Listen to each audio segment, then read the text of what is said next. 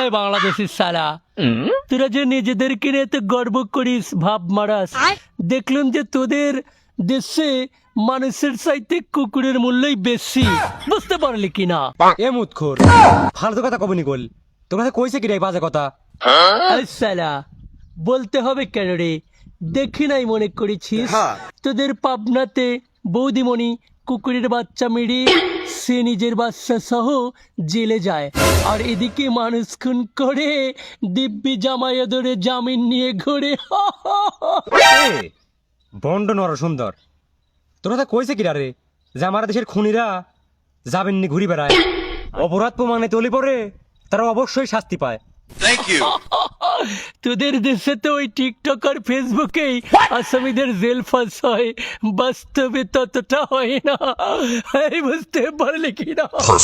আসি, খুশি হলাম।